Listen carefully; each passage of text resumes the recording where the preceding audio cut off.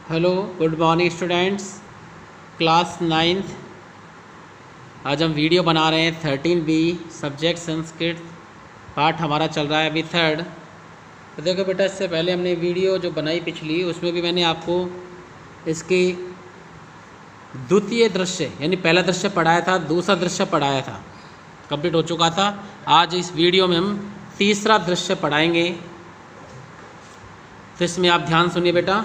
इसके अंतर्गत क्या करना है, इसमें चंदन, देखो चंदन क्या कहता है तीसरे दृश्य में, प्रसन्नो भूतवा, प्रसन्न होकर, यानी कि जब वो लड़की जो थी उमा, जो कहने आई थी कि दादाजी ने कहा है कि महीने के अंत में उनके एक बहुत बड़ा महोत्सव शुरू होगा और 30 लीटर दूध की आवश्यकता है, और चंदन उससे कह देता है कि दादाजी से कह देना कि व्यवस्था हो जाएगी।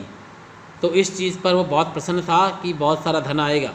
तो देखिए चंदन किस प्रकार बातचीत करता है, किस प्रकार प्रसन्न होता है, वो हम पढ़ते हैं इसके अंतर्गत।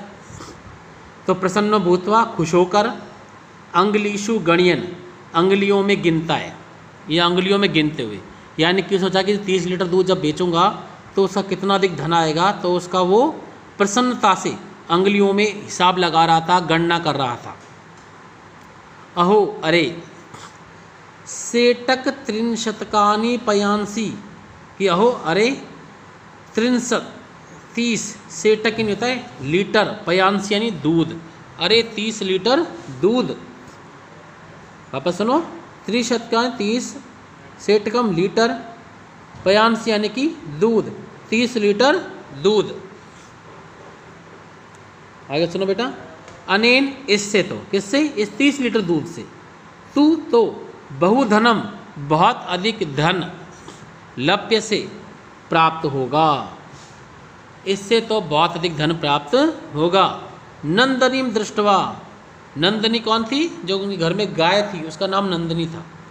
तो नंदनी, नंदनी को दृष्टवा देखकर, भो अरे नंदनी, हे नंदनी, तब तुम्हारी कृपया, कृपा से या तुम्हारी दया से, तू तो अहम, मैं, धनिक, धनवान, भविष्यामी हो जाऊंगा।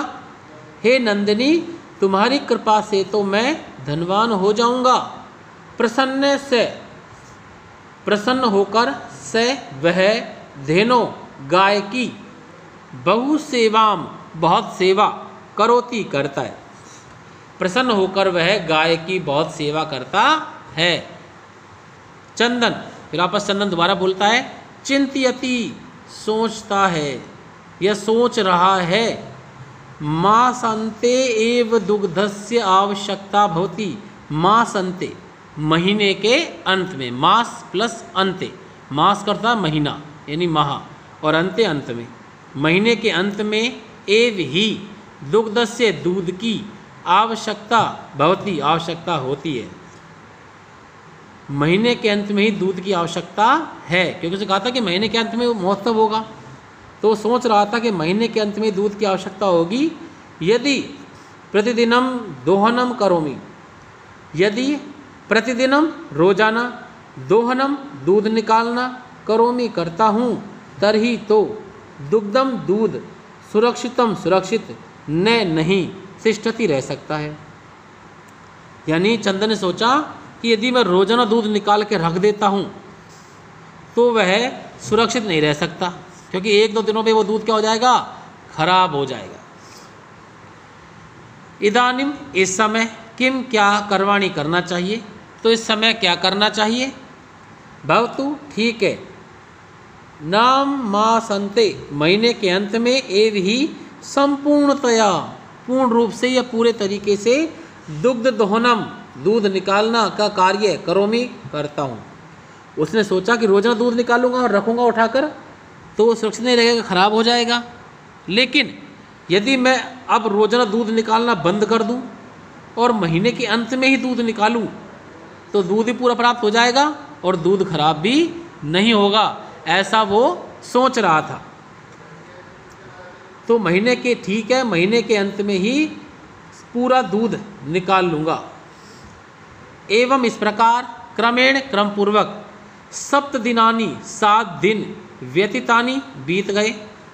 ऐसा करते, यानी कि उसने नंदिनी गाय से दूध निकालना बंद कर दिया और ऐसा करते हुए 7 दिन बीत गए। व्यतीतानी होता है बीत जाना, यानी निकल गए या बीत गए। तो इस प्रकार 7 दिन निकल गए या बीत गए। सप्ताह अंते, सप्ताह के अंत में मल्लिका, मल्लिका कौन थी? चंदन की पत्नी। तो सप्ताह के अंत में मल्लिका प्रत्यागच्छति, वापस लौट आई। तो सप्ताह के अंत में मल्लिका वापस लौट आई। अब देखिए इसे बेटा, अब इसके अंतर्गत ये शब्दार्थ हैं, ये आपको क्या करना है? लर्न करना है, सिर्फ याद करना है, जिससे कि हिंदी अर्थ पढ़ने और समझने में आसानी हो। इसके बाद में ये हिंदी अर्थ है। हिंदी अर्थ में मैंने बताया था आपको कि संदर्भ को काटना है और क्या लिखना है? सप्रसंग।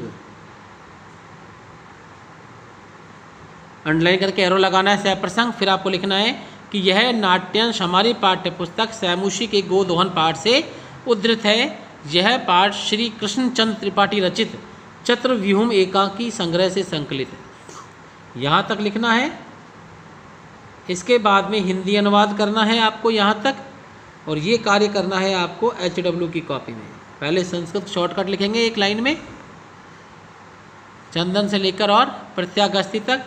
फिर आप इसमें सप्रसंग लिखोगे, फिर आप इसका हिंदी अर्थ लिखोगे। इसको लिखने के बाद फिर आप एक एक लाइन बीच छोड़नी है। फिर एक लाइन छोड़ के आपको ये संस्कृत व्याख्या वाला जो टॉपिक है यहाँ लिखा हुआ है, जो पाठ संदर्भ, इसमें भी आपको क्या करना है? इसको काट के क्या लिखना है आपको? सप्रसंग लिखना है।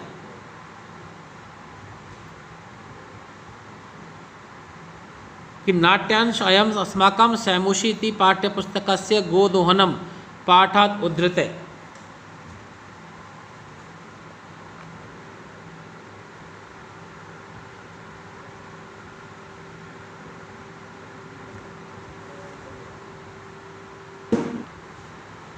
हाँ जी बेटा, तो आपको क्या करना है बता दिया।